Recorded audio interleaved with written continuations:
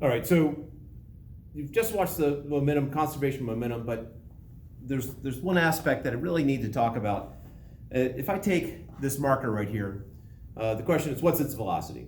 And relative to me, it should be close to zero. So the velocity is zero, therefore the momentum is zero in whatever direction you choose. But if I suddenly let go, it gains velocity, it gains speed, therefore velocity is no longer zero, and therefore it had momentum and it had no momentum, or momentum of zero, and then suddenly it has momentum. How is this momentum conserved there? And this gets into the idea of an open system or a closed system. So an open system versus a closed system.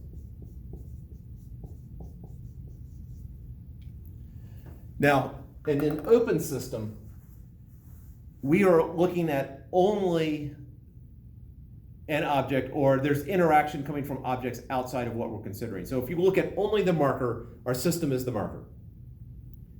Is there anything exerting an influence on that, a force on it, that is not the marker itself? And yes, the Earth is exerting a force on it.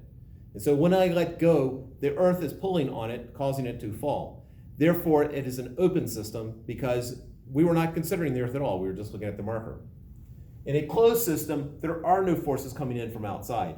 So if I want to look at the marker and the Earth together, I could have a closed system, assuming I'm ignoring air resistance, of course.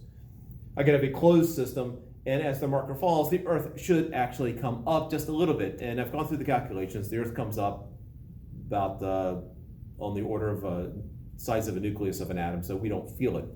And it'd probably be less than that if it's a marker. So a closed system, there are no forces acting on it from anything outside of what we're considering.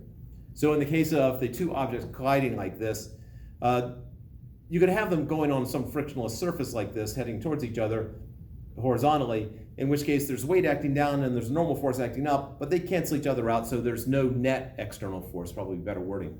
So in an open system, the total external force, external meaning coming from outside the system, is not zero. And in a closed system, the total external force is zero.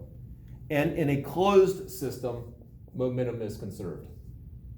P initial equals P final. In a closed system, momentum is conserved. In an open system, momentum is not conserved. And so since this is not zero, you would have the external force times time is equal to the change in total momentum.